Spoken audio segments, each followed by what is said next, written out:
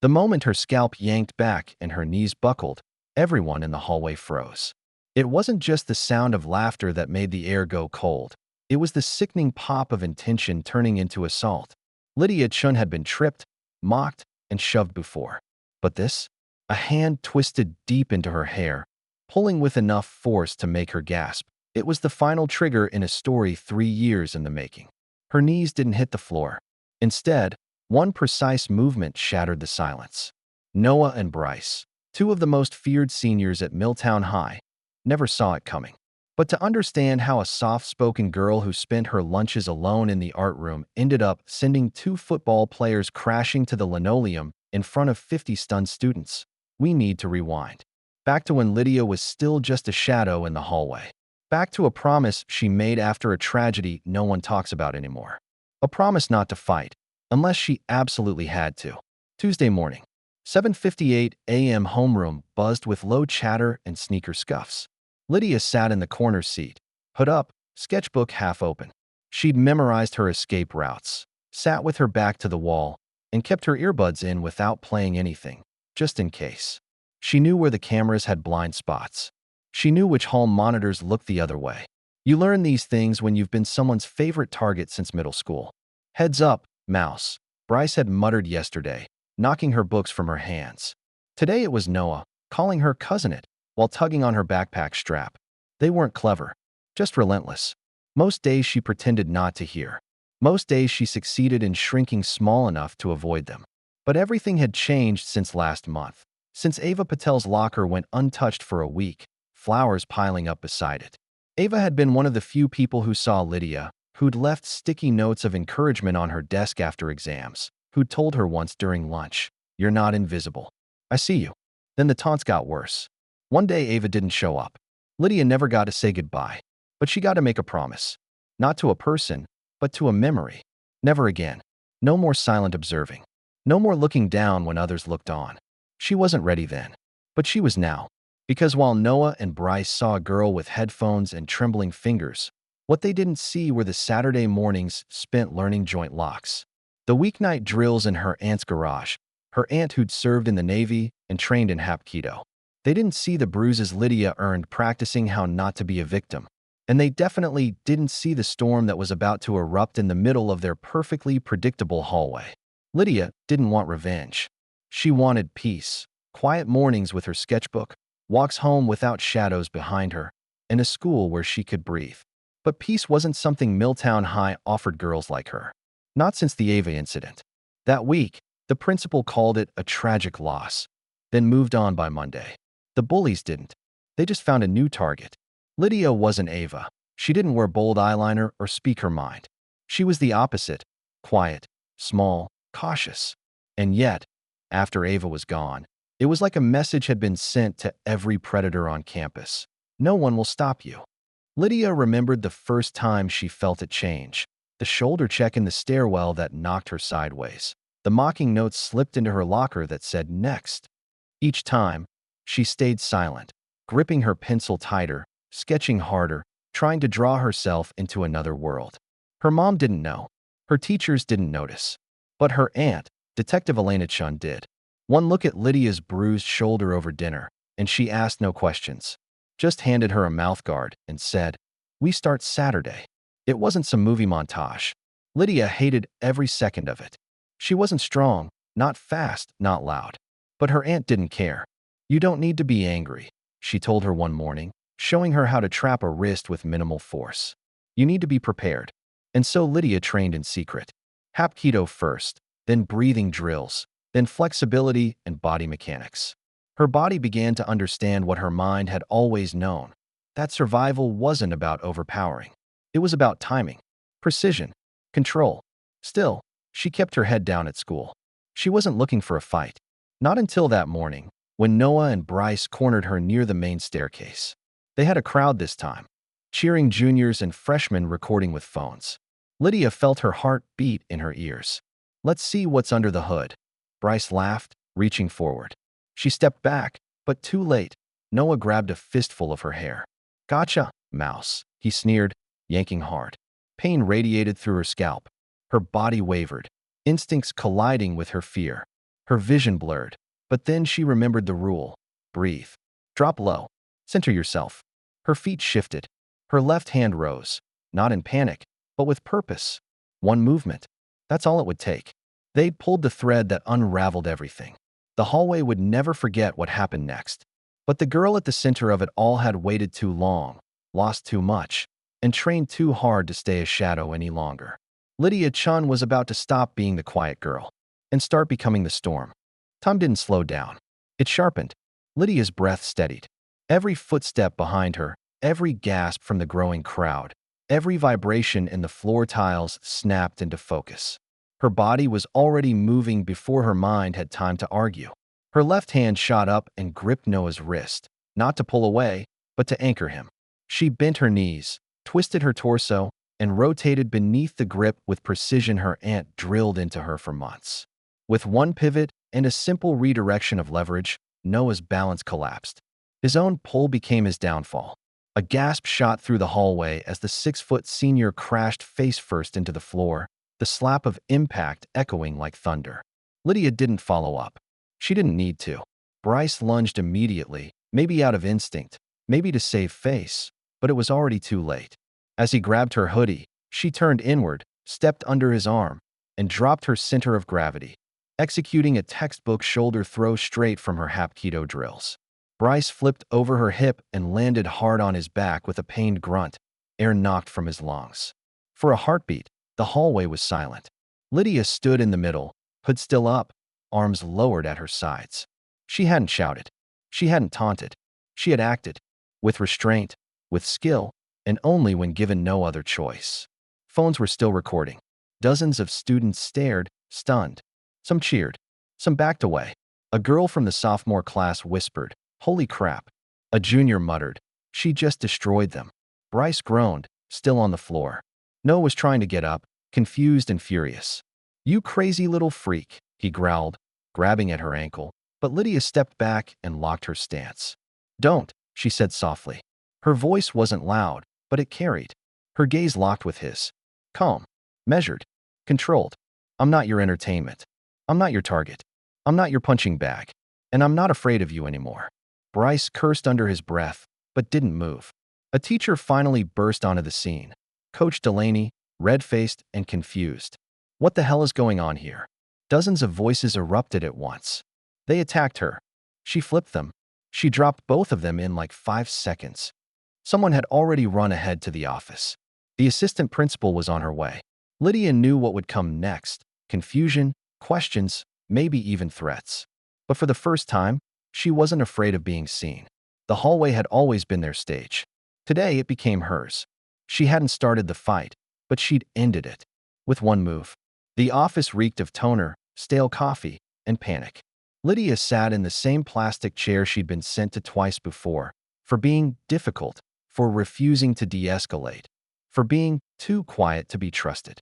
Across from her sat Noah, cradling his wrist, and Bryce, still winded, dabbing at his elbow with a tissue. Their faces burned with shame, but not enough to outweigh their arrogance. "She attacked us," Noah insisted. "We were joking around, and she went psycho." Principal Carter looked over his glasses, already skimming the written statements a dozen students had turned in without being asked. His jaw tightened.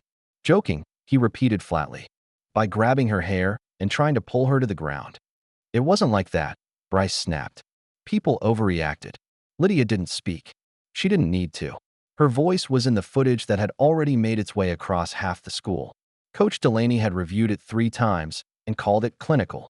Ms. Ramirez from guidance had cried watching it, whispering. She moved like she'd been training for this moment her whole life. Lydia didn't smile.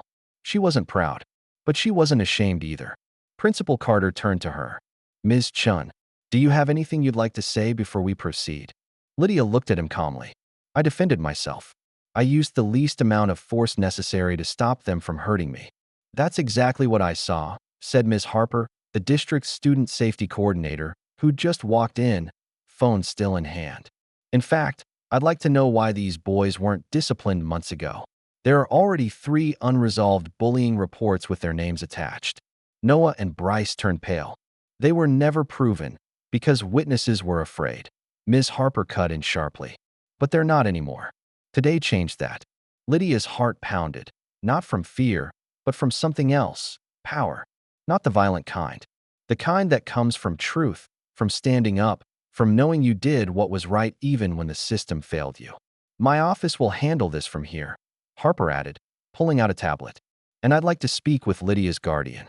Lydia nodded. My aunt is outside. Carter stood, clearing his throat. Then this meeting is adjourned. Boys, you'll be escorted out.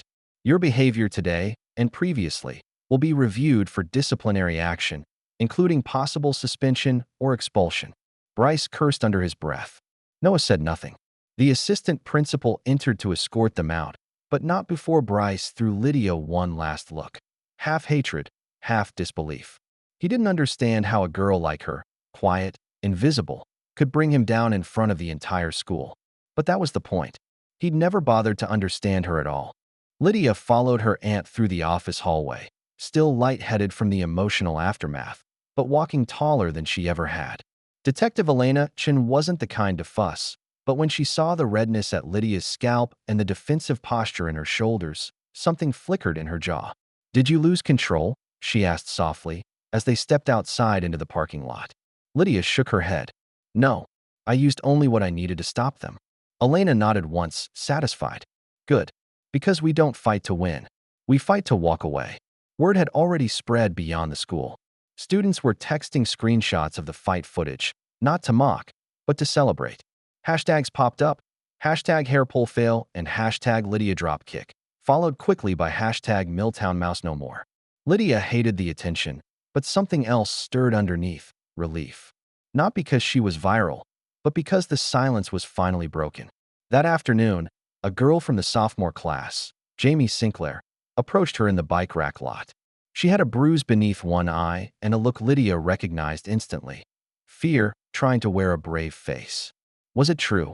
Jamie asked. That you trained? That you threw them like it was nothing? Lydia didn't boast. She just said, it wasn't nothing. It took me 2 years. Jamie nodded, and before she turned to leave, she whispered, I wish I'd known someone like you before I got cornered in the music room last fall. Lydia didn't ask what had happened. She already knew. Milltown High was a place where bullies thrived because the quiet ones didn't believe anyone would listen. That night, Lydia sat in her room, staring at the cracked ceiling, her body sore but her mind alive. She pulled out her sketchbook, flipping past pages of cloaked figures and locked doors. She stopped on a blank page. Then, in steady strokes, she began to draw a version of herself. Hood off, stance grounded, eyes locked forward. No more shadows. No more shrinking. She was never supposed to be the one who fought back. She was supposed to just graduate and disappear. But Ava was gone. And Jamie still had bruises. And there were others, silent, cornered, waiting for proof that survival didn't mean silence. That night, Lydia drafted a flyer. Self-defense basics for girls. Tuesdays after school. Free. The next morning, she hung it up on the bulletin board outside the cafeteria. She didn't expect much. But by lunch, 7 girls had signed up. One of them included a sticky note. Thank you for reminding us we don't have to take it. Lydia didn't expect the school to care. But the next day, she was called back into the office, not to be punished, but to be asked for her side of the story, officially. Ms. Harper, the district safety coordinator, had requested her presence again, this time with the superintendent sitting in. We've been receiving emails, the superintendent began, adjusting his tie. From students, parents, even alumni. They're all saying the same thing. It's about time. Lydia stayed quiet. She'd learned not to trust authority too quickly. But Ms. Harper gave her a small smile. I reviewed the footage again, she said. What you did was measured, precise, and absolutely within your rights. And now, we want your help. The school board is opening a peer-led safety initiative. We'd like you involved. Lydia blinked. You want me to help fix what you ignored for years? No, Ms. Harper replied calmly. We want you to help lead what we finally have the courage to confront. That afternoon, the flyer Lydia posted had 15 more names. A junior named Rosa dropped by to say her little sister, who hadn't come to school in weeks, was asking if she could join. At 3:45 p.m., Lydia stood in the gym's side room, usually used for storage, staring at 8 girls seated cross-legged on the mats, waiting for her to speak. She swallowed her nerves. We're not here to learn how to fight people, she began. We're here to learn how not to freeze, how not to give up, how to stay standing when it feels like the world is stacked against you. No one interrupted. No one rolled their eyes. They listened, because for the first time, someone who had been there was speaking. Lydia demonstrated the hair pull escape first, then how to break wrist grabs, then breathing drills. She repeated the words her aunt had drilled into her again and again. Only fight if there's no other option. And even then, control. Always control. That night, Lydia stayed after to clean the mats. Jamie lingered. Today was the first time I felt strong in months, she whispered. Thank you. Lydia didn't know what to say, so she just nodded. As they turned to leave, they saw a small group of boys hanging back near the lockers, whispering and pointing. Jamie tensed. Lydia didn't. She walked straight past them, posture tall, gaze forward. One of them muttered something under his breath. Lydia stopped, looked over her shoulder, and said clearly, "Careful. The last guy who yanked my hair left school in an ambulance." They went silent. She kept walking. She didn't need to fight again, because this time, the rumor was already doing the work for her. By Friday, the school climate had shifted. It wasn't loud or dramatic. It was subtle, like tension slowly draining from a pressure valve that had been threatening to burst for years. Hallway whispers changed tone. The usual laughter that followed someone getting shoved into lockers was replaced by glances of hesitation. And those who used to walk with hunched shoulders began lifting their heads just a little higher. Lydia noticed it most during second period, when she saw a freshman boy, skinny, quiet, always clutching a Rubik's Cube, sitting safely in the middle of the lunchroom instead of his usual hiding place near the vending machines. "You're Lydia, right?" he asked later when they passed in the library. "Thanks for what you did. It's kind of safer now." She nodded and returned to her study corner, where she quietly added another name to her training list, his. Meanwhile, the administration couldn't keep up. Bryce's parents had stormed into the school demanding apologies, but footage and dozens of witness accounts made it impossible to spin the narrative in his favor. Noah's silence only made things worse, especially after screenshots of him grabbing Lydia's hair went viral on Instagram. A video clip of the exact moment she flipped him now had over 300,000 views. Comments flooded in from all over the country. "Teach me that move. This girl is a hero. Every school needs a Lydia." The story had outgrown the school. Local news picked it up. Then a national podcast on youth bullying requested an interview. But Lydia refused. She wasn't interested in fame, only change. At home, her mom had finally found out what happened through a coworker who saw it online. "Why didn't you tell me?" she asked, voice shaking. "Because I didn't want you to worry," Lydia replied. "I had it under control." Her mom hugged her for the first time in weeks, tears in her eyes. "Promise me, you'll keep yourself safe. But promise me something else too. Don't shrink. Ever again." Lydia made the promise. She meant it. The following Monday, the school board held an emergency meeting to revise its harassment and bullying policies. The students didn't wait for them. Led by Jamie and two other girls from Lydia's class, they organized a No More Silent Corners campaign. Posters went up. Anonymous reporting boxes were installed. Teachers were retrained. And through it all, Lydia stayed quiet, but visible. She wasn't the loudest, but her presence said enough. The girl they'd once ignored had redrawn the lines of power. And this time, the school was listening.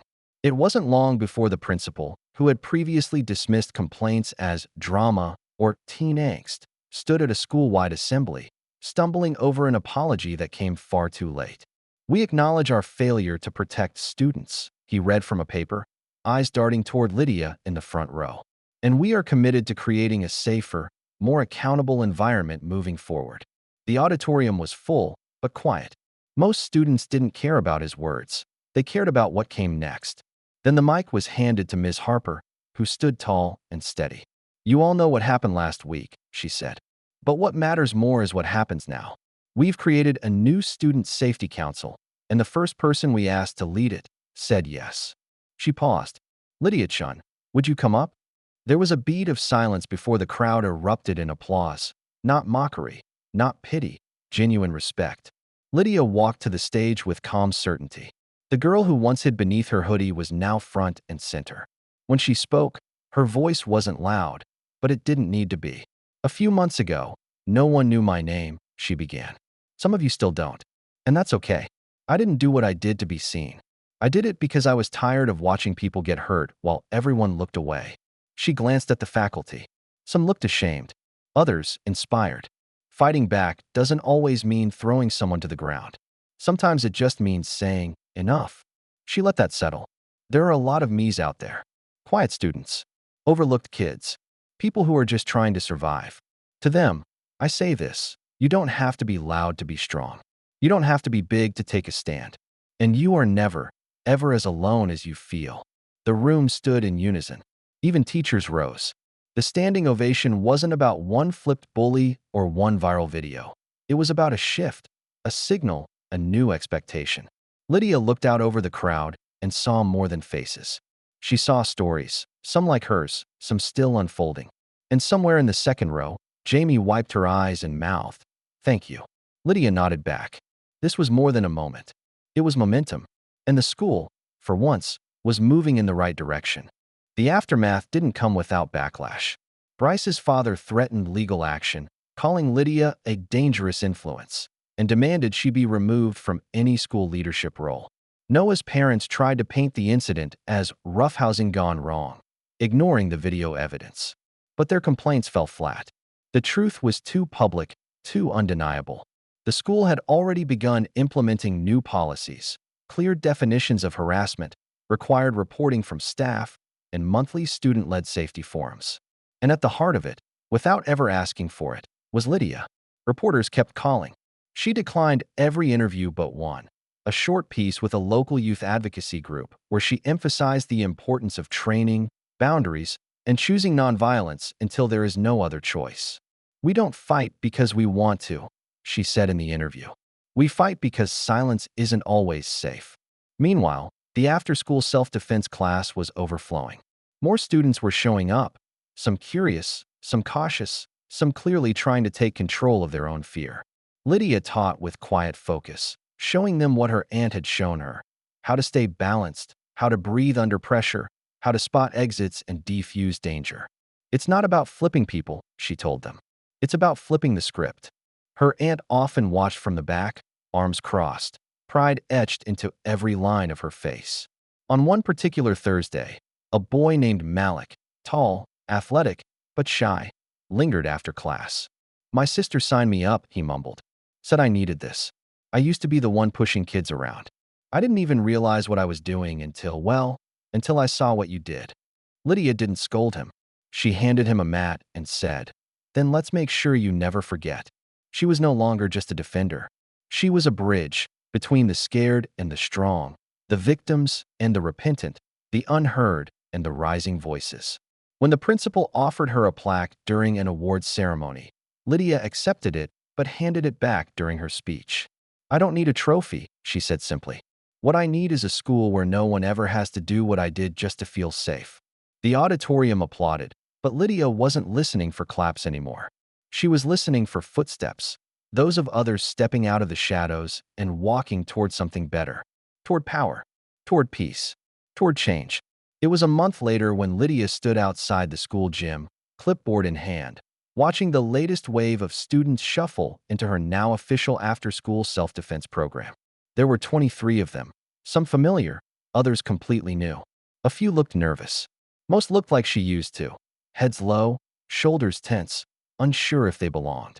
But they were here, and that was everything. As they lined up, Lydia gave her usual opening line: "This isn't about violence. It's about choice. And sometimes the most powerful move is standing your ground without ever lifting a hand." Her voice was stronger now, still soft, but anchored in something unshakable. After class, as the sun set behind the school, Jamie approached with a folded letter. "It's from Ava's mom," she whispered. "She asked me to give it to you when the time was right." Lydia opened it slowly, her hands trembling in a way they hadn't during the fight. "Thank you for not letting her story end in silence," the note read. "Because of you, she still speaks. Through every student you teach, she still stands." Lydia closed her eyes, holding back the flood. She'd kept her promise. To herself, to her aunt, to Ava. Not just to survive, but to make sure no one else had to fight alone. The hallway where she'd once been yanked to the floor now bore a mural, painted by the art club in her honor. It showed a quiet girl with her hood up, holding out her hand, not in anger, but in invitation. Above her, in bold letters, "You are not weak for being quiet. You are dangerous for being underestimated." Below that, hashtag Stand Like Lydia. That phrase had become a movement. Students across the district were organizing, training, speaking up. It wasn't about one throw, one fight, one girl. It was about ending a cycle.